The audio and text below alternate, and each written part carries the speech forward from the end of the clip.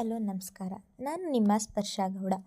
ಯಾರೆಲ್ಲ ಇನ್ನು ಕಾಮನಬಿಲ್ಲು ಕಥಾಗುಚ್ಛ ಯೂಟ್ಯೂಬ್ ಚಾನಲ್ಗೆ ಸಬ್ಸ್ಕ್ರೈಬ್ ಆಗಿಲ್ವೋ ಕೂಡಲೇ ಸಬ್ಸ್ಕ್ರೈಬ್ ಆಗಿ.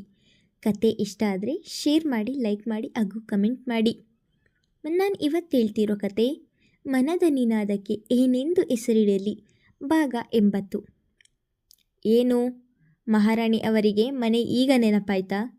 ಅಂದು ವಿಪರೀತ ಮಳೆ ಸುರಿಯುತ್ತಿದ್ದ ಕಾರಣ ಗೆಸ್ಟ್ ಹೌಸ್ನಲ್ಲಿ ಉಳಿದು ಮನೆಗೆ ಸ್ವಲ್ಪ ತಡವಾಗಿ ಬಂದಿದ್ದಳು ಮಹಿಮಾ. ಅವಳನ್ನು ನಿಂದನೆ ಮಾಡಲು ಏನಾದರೂ ಒಂದು ಕಾರಣ ಹುಡುಕುತ್ತಿದ್ದ ಸುನಂದ ಅವರಿಗೆ ಇಂದು ಅವಳು ತಡವಾಗಿ ಬಂದದ್ದು ಕಾರಣವಾಗಿ ಸಿಕ್ಕಿತು. ಇದೇ ಸರಿಯಾದ ಸಮಯ ಎಂದು ಅವಳು ಒಳಗೆ ಬರುತ್ತಿದ್ದ ಹಾಗೆ ತಮ್ಮ ಮಾತಿನ ಚಾಟಿ ಬೀಸಿದ್ದರು. ಅತ್ತೆ, ಅದು ಮಳೆ ಬರುತ್ತಿತ್ತು ಎಂದಳಷ್ಟೆ. ಹೌದು, ನಡೆದುಕೊಂಡು ಬರ್ತಿದ್ದೆ ನೋಡು, ಮಳೆಯಲ್ಲಿ ನೆಂದು ಪಜ್ಜಿ ಆಗ್ತಿದ್ದೆ. ಅದಕ್ಕೆ ಬರಲು ಲೇಟ್ ಆಗಿದೆ. ಇನ್ನೇನಾದರೂ ಕಾರು ಇಲ್ಲ ಎಂದಿದ್ದರೆ ಇನ್ನೆಷ್ಟು ಹೊತ್ತು ಸಾಬೂಬು ಇಡುತ್ತಿದ್ದೋ ಗೊತ್ತಿಲ್ಲ. ಕಾರು ಇಲ್ಲದೆ ಒಂದು ಹೆಜ್ಜೆ ಕೂಡ ಮುಂದೆ ಇಡುವುದಿಲ್ಲ ನೀನು. ಅಂಥದ್ದರಲ್ಲಿ ಕಾರಿನಲ್ಲಿ ಬರಲು ಮಳೆ ಎಂದು ಹೇಳ್ತಿದ್ದೀಯ. ಮನೆ ಸಂಸಾರ ಎನ್ನುವ ಜವಾಬ್ದಾರಿ ಇದ್ದರೆ ಅಲ್ವಾ ಬೇಗ ಹೋಗಬೇಕು ಎನ್ನುವ ಆಲೋಚನೆ ಬರುವುದು. ನಿನಗೆ ಅದು ಯಾವುದೂ ಇಲ್ಲದೆ ಯಾವಾಗ ಬೇಕೋ ಆವಾಗ ಬರ್ತೀಯ. ಮೂರೊತ್ತು ಆ ಎಸ್ಟೇಟ್ ಎಂದು ಅಲ್ಲಿಯೇ ಬಿದ್ದಿರುತ್ತೀಯ. ಅಲ್ಲಿ ಅದೇನು ಬಿಟ್ಟಿದ್ದೀಯೋ ಕಾಣೆ ತಾನು. ಅತ್ತೆಯ ವ್ಯಂಗ್ಯದ ಮಾತು ಕೇಳಿ ಮಹಿಮಾಳಿಗೆ ಕೋಪ ಏರಿತು. ನಾನೇನು ಬೇಕೆಂದು ಅಲ್ಲಿ ಇರುವುದಿಲ್ಲ. ಮಾವ ಹೇಳಿರುವುದಕ್ಕೆ ಎಸ್ಟೇಟಿಗೆ ಹೋಗುತ್ತಿದ್ದೇನೆ ಎಂದಳು. ನಿಮ್ಮ ಮಾವ ನಿನ್ನ ತಾಳಕ್ಕೆ ಕುಣಿಯುತ್ತಿರುವುದಕ್ಕೆ ತುಂಬ ಹಚ್ಚಿಕೊಂಡಿದ್ದೀಯ. ಹಿರಿಯರ ಬಳಿ ಹೇಗೆ ಮಾತನಾಡಬೇಕು ಎನ್ನುವ ಸಂಸ್ಕಾರವನ್ನು ನಿನ್ನ ಅಪ್ಪ ಅಮ್ಮ ಕಲಿಸಿದ್ದರೆ ತಾನೇ ನಿನಗೆ ಸಂಸ್ಕಾರ ಬರುವುದು. ಅವಳು ತಡವಾಗಿ ಬಂದಳು ಎನ್ನುವ ಒಂದೇ ಒಂದು ವಿಷಯಕ್ಕೆ ಮಾತು ಎಲ್ಲಿಂದ ಎಲ್ಲಿಗೋ ಸಾಗುತ್ತಿತ್ತು. ಅವರ ಮಾತಿಗೆ ಅತ್ತೆ ಎಂದು ಕೂಗಿ ಅವರ ಮುಂದೆ ತೋರು ಬೆರಳು ತೋರಿಸುತ್ತಾ, ನೋಡಿ ಅತ್ತೆ, ಅವತ್ತೂ ಹೇಳಿದ್ದೇನೆ, ನಿಮಗೆ ಇವತ್ತು ಹೇಳ್ತಿದ್ದೀನಿ.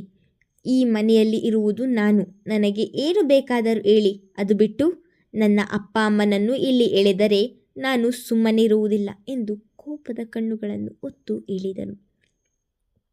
ನನ್ನ ಮುಂದೇನೆ ಬೆರಳು ತೋರಿಸಿ ಮಾತಾಡುವಷ್ಟು ಧೈರ್ಯ ಬಂತ ನಿನಗೆ? ಏನೇ ಮಾಡ್ತೀಯಾ? ಎಷ್ಟೇ ಆದರೂ ನಾಟಕ ಮಾಡುವವರ ಮನೆಯಿಂದ ಬಂದಿರುವವಳಲ್ವ ನೀನು.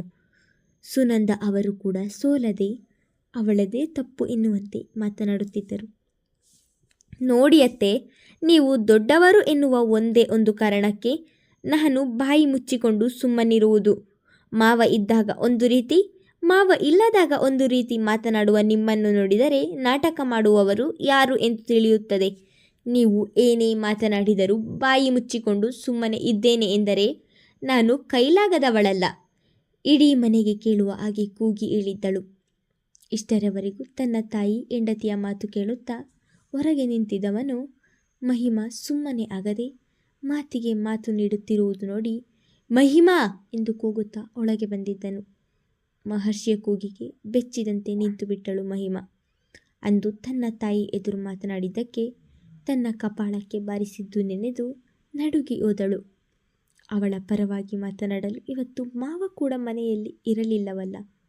ಹಾಗಾಗಿ ಅವಳ ಎದುರಿಕೆ ಹೆಚ್ಚುತ್ತಲೇ ಇತ್ತು. ಮಗನನ್ನು ಅಲ್ಲಿ ನೋಡುತ್ತಿದ್ದ ಹಾಗೆ ಸುನಂದ ಅವರಿಗೆ ಮುಸಳೆ ಕಣ್ಣೀರು ಇಳಿದೇ ಬಿಟ್ಟವು. ಮಹರ್ಷಿ, ನೋಡಿದ್ದೇನೋ ನಿನ್ನ ಹೆಂಡತಿ ನನಗೆ ಏನೇನೆಲ್ಲ ಮಾತನಾಡುತ್ತಾಳೆ ಅಂತ. ನಾನು ನಾಟಕ ಆಡ್ತೀನಂತೆ ನನ್ನ ಮನೆಗೆ ಬಂದು ನನಗೆ ಅಸ್ತಿತ್ವ ಇಲ್ಲದಂತೆ ಮಾಡಿದ್ದಾಳೆ.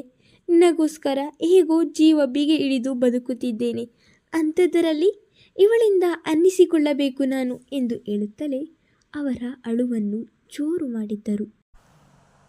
ನಾನೇನು ಹೇಳಲಿಲ್ಲ ಮಳೆ ಎಂದು ಅವಳು ಮುಂದೆ ಹೇಳುವುದನ್ನು ಮುಚ್ಚು ಬಾಯಿ ಎಂದು ಕೂಗಿ ತಡೆದಿದ್ದನು. ಅವನ ಕೂಗಿಗೆ ಬೆದರಿದಂತೆ ಒಂದು ಹೆಜ್ಜೆ ಹಿಂದೆ ಸರಿದು ನಿಂತವಳು ಉಗುಳು ನುಂಗಿದ್ದಳು. ಅಮ್ಮನ ಎದುರು ನಿಂತು ವಾದಿಸಬೇಡ ಎಂದು ನಿನಗೆ ಒಂದು ದಿನ ಹೇಳಿದರೆ ಅರ್ಥವಾಗುವುದಿಲ್ಲವಾ? ಇದೇ ಕೊನೆ. ಇನ್ನೊಂದು ದಿನ ಇದು ರಿಪೀಟ್ ಆದರೆ ನಾನು ಮನುಷ್ಯನಾಗಿರುವುದಿಲ್ಲ ಎಂದು ಅವಳ ಎದುರು ನಿಂತು ಅಬ್ಬರಿಸುತ್ತಿದ್ದ ಹಾಗೆ ಬರುತ್ತಿದ್ದ ದುಃಖವನ್ನು ಹತ್ತಿಕ್ಕಲಾಗದೆ ತನ್ನ ಕೋಣೆಗೆ ಓಡಿಬಿಟ್ಟಳು. ಕಿರುಗಣ್ಣಿನಲ್ಲಿಯೇ ತನ್ನ ಮಗನನ್ನು ನೋಡಿಕೊಂಡು ಪ್ರಯಾಸದಲ್ಲಿ ಬರುತ್ತಿದ್ದ ಕಣ್ಣೀರನ್ನು ತನ್ನ ಸೆರಗಿನಿಂದ ಒರೆಸಿಕೊಳ್ಳುತ್ತಿದ್ದವರನ್ನು ನೋಡಿ, ಅಳ್ಬೇಡಮ್ಮ, ಅವಳ ಮುಂದೆ ನಿನ್ನ ಎದುರಿಗೆ ನಿಂತು ಹಾಗೆ ಮಾತನಾಡುವುದಿಲ್ಲ ಎಂದಿದ್ದನು. ಮಗನ ಮಾತಿಗೆ ಹೆದರಿದ ಮಹಿಮಾಳನ್ನು ನೋಡಿ ಮುಖದ ಮೇಲೆ ವಿಜಯದ ನಗೆ ಹಾದು ಹೋಗಿತ್ತು. ಹೆಜ್ಜೆ ಹೆಜ್ಜೆಗೂ ಮಹಿಮಾಳನ್ನು ನಿಂದನೆ ಮಾಡಿದರೆ ಸುನಂದ ಅವರಿಗೆ ಅದೇನೋ ಒಂದು ನೆಮ್ಮದಿ. ಇತ್ತ ಕೋಣೆಗೆ ಬಂದವಳ ದುಃಖ ಹೆಚ್ಚಾಗಿತ್ತು. ಬೋರಲಾಗಿ ಮಲಗಿ ಒಂದೇ ಸಮ ಅಳುತ್ತಲಿದ್ದಳು.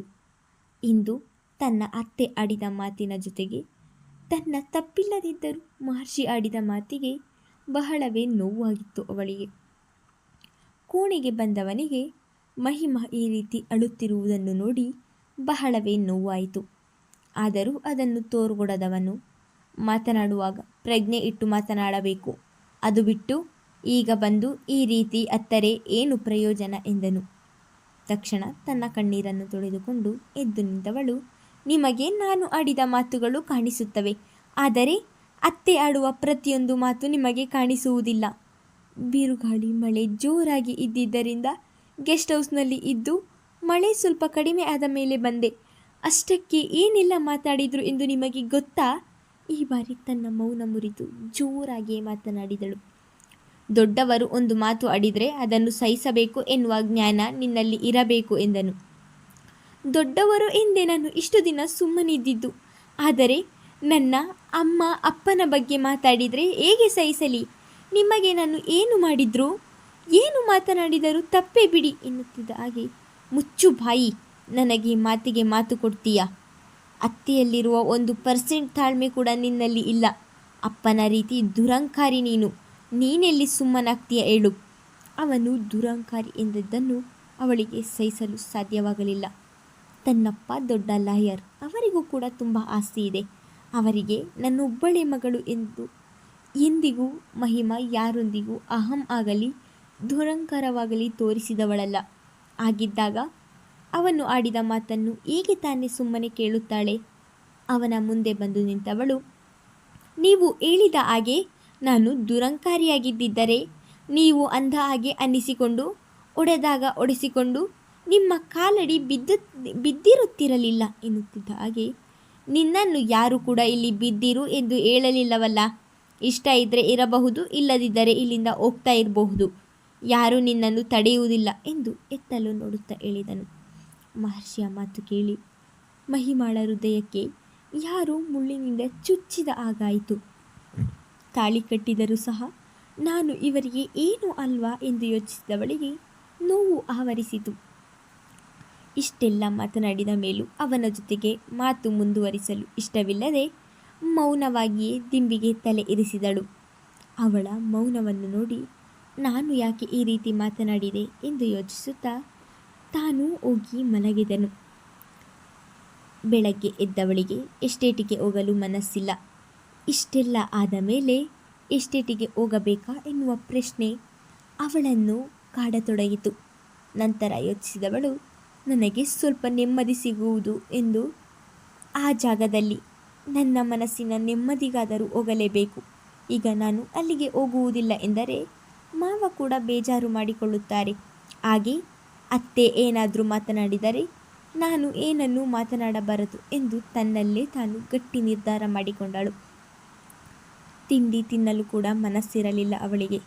ಹಾಗೆ ಹೋದರೆ ಮಾವ ಏನಾಯಿತು ಎಂದು ಕೇಳುತ್ತಾರೆ ಎಂದು ಯೋಚಿಸಿದವಳು ರಾಜೇಂದ್ರ ಎದುರಿಗೆ ಕುಳಿತು ಮಹರ್ಷಿ ತಿಂಡಿಗೆ ಕುಳಿತಿದ್ದರೂ ಸಹ ಅವನೆಡೆಗೆ ಕತ್ತೆತ್ತಿಯೂ ನೋಡಲಿಲ್ಲ. ನಳಿನಿಯಿಂದ ಒಂದು ದೋಸೆ ಹಾಕಿಸಿಕೊಂಡು ತಿಂದು ಕೈ ತೊಳೆದವಳನ್ನು ನೋಡಿ, ಯಾಕೋ ಪುಟ್ಟ, ಒಂದೇ ದೋಸೆ ತಿಂದು ಕೈ ತೊಳಿತಿದ್ದೀಯಾ? ನಿನ್ನ ಹೊಟ್ಟೆಗೆ ಒಂದು ದೋಸೆ ಸಾಕಾಗುತ್ತಾ ಎಂದರು. ಯಾಕೋ ಅಜೀರ್ಣ ಆಗಿದೆ ಮಾವ, ಗ್ಯಾಸ್ಟ್ರಿಕ್ ಆಗಿ ತಿಂಡಿ ಸೇರುತ್ತಿಲ್ಲ ಎಂದಳು. ಅಲ್ಲಿ ಮಧ್ಯಾಹ್ನ ಸರಿಯಾದ ಸಮಯಕ್ಕೆ ಊಟ ಮಾಡ್ತೀಯಾ ಇಲ್ವಾ? ಅದಕ್ಕೆ ಹೀಗಾಗಿದೆ. ಇಲ್ಲ ಮಾವ, ಸರಿಯಾದ ಸಮಯಕ್ಕೆ ಊಟ ಮಾಡ್ತೀನಿ ಎಂದಳು. ಮತ್ತೆ ಯಾಕೆ ಹೀಗಾಯಿತು? ನೀರು ಚೆನ್ನಾಗಿ ಕುಡಿ ಎಂದರು. ಅವರ ಮಾತಿಗೆ ಆಯಿತು ಎಂದು ತಲೆಯಾಡಿಸಿ ಅಲ್ಲಿಂದ ಎದ್ದು ಹೋಗಿದ್ದಳು. ರಾತ್ರಿ ತನ್ನ ಜೊತೆ ಮಹರ್ಷಿ ಆಡಿದ ಮಾತುಗಳೇ ಅವಳ ಕಿವಿಯಲ್ಲಿ ಪ್ರತಿಧ್ವನಿಸುತ್ತಿತ್ತು. ಯಾವ ಕೆಲಸದ ಮೇಲೂ ಆಸಕ್ತಿ ತೋರಲು ಆಗುತ್ತಿರಲಿಲ್ಲ. ಅವಳು ಪ್ರತಿದಿನ ಕುಳಿತುಕೊಳ್ಳುವ ಮರದ ನೆರಳಿನಲ್ಲಿ ಕುಳಿತು ಅಲ್ಲಿಯೇ ಇದ್ದ ಹುಲ್ಲನ್ನು ಕೀಳುತ್ತಿದ್ದಳು. ಇದ್ದಕ್ಕಿದ್ದ ಹಾಗೆ ಅವಳ ಕಿವಿಗಳಿಗೆ ಯಾರೋ ಕೂಗಾಡಿಕೊಂಡು ಓಡುವುದು ಕೇಳಿಸಿತು. ಒಡನೆ ಮೇಲೆದ್ದವಳು ಏನಾಯಿತು ಎಂದು ನೋಡಿದರೆ ಕೆಲಸ ಮಾಡುತ್ತಿದ್ದ ಎಲ್ಲರೂ ಇವಳೆಡೆಗೆ ಕೂಗಿಕೊಂಡು ಓಡಿ ಬರುತ್ತಿದ್ದರು.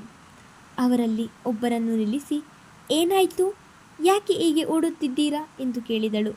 ಅಮ್ಮವ್ರೇ, ನಮ್ಮ ಎಸ್ಟೇಟ್ ಒಳಗೆ 2 ಕಾಡಾನೆಗಳು ಬಂದಿವೆಯಂತೆ, ಎಲ್ಲರೂ ಮನೆಗೆ ಓಡುತ್ತಿದ್ದಾರೆ, ಬೇಗ ನೀವು ಮನೆಗೆ ಹೋಗಿ ಎಂದು ಹೇಳಿ ಅಲ್ಲಿ ನಿಲ್ಲದೆ ಓಡತೊಡಗಿದರು. ಅವರು ಹೇಳಿದ ಮಾತನ್ನು ಕೇಳಿ ಮಹಿಮಾಳಿಗೆ ಆಘಾತವಾದಂತಾಯಿತು. ಇದನ್ನು ಯಾರಿಗೆ ಹೇಳುವುದು, ಏನು ಮಾಡುವುದು ಎನ್ನುವುದು ಒಂದು ತಿಳಿಯಲಿಲ್ಲ. ತನ್ನ ಮೊಬೈಲ್ಗಾಗಿ ತಡಕಾಡಿದರೆ ಇಂದು ಬೇಜಾರಿನಲ್ಲಿದ್ದವಳು ಮೊಬೈಲನ್ನು ಕಾರಿನಲ್ಲೇ ಬಿಟ್ಟು ಬಂದಿದ್ದಳು. ಅಷ್ಟರಲ್ಲಿ ವಿಷಯ ತಿಳಿದ ರಾಮಪ್ಪ ಮಹಿಮಾಳ ಬಳಿಗೆ ಓಡಿ ಬಂದು, ಮಹಿಮಾ, 2 ಆನೆಗಳು ಬಂದಿವೆ, ಈ ಕಡೆಗೆ ಬರುತ್ತಿವೆ, ನಾವು ಬೇಗ ಗೆಸ್ಟ್ ಹೌಸಿಗೆ ಹೋಗೋಣ ಬಾ ಎಂದರು. ಸರಿ ರಾಮಪ್ಪ, ಬನ್ನಿ ಬೇಗ ಹೋಗೋಣ ಎಂದು ಅವರ ಜೊತೆ ಹೆಜ್ಜೆ ಹಾಕತೊಡಗಿದಳು. ಆದರೆ ಅವಳ ದುರಾದೃಷ್ಟ ಎನ್ನುವಂತೆ ಇವರು ಹೋಗುವ ದಾರಿಯಲ್ಲಿಯೇ ಆನೆ ಆ ಕಡೆಯಿಂದ ಅಡ್ಡಲಾಗಿ ಬರುತ್ತಿತ್ತು. ಅದನ್ನು ನೋಡಿ ಇಬ್ಬರು ಹೆದರಿದವರು ರಾಮಪ್ಪ ಒಂದು ಕಡೆ ಓಡಿದರೆ ಮಹಿಮಾ ಇನ್ನೊಂದು ಕಡೆ ಓಡಿದಳು. ಆ ಆನೆ ಮಹಿಮಾ ಹೋದ ದಾರಿಯಲ್ಲಿಯೇ ಎಮ್ಮೆಟ್ಟಿತು. ಇತ್ತ ರಾಮಪ್ಪನಿಗೆ ಓಡಲು ಸಹ ಆಗುತ್ತಿಲ್ಲ. ವಯಸ್ಸಾದ ವ್ಯಕ್ತಿ, ಎಷ್ಟು ಅಂತ ಓಡಲು ಆಗುತ್ತದೆ?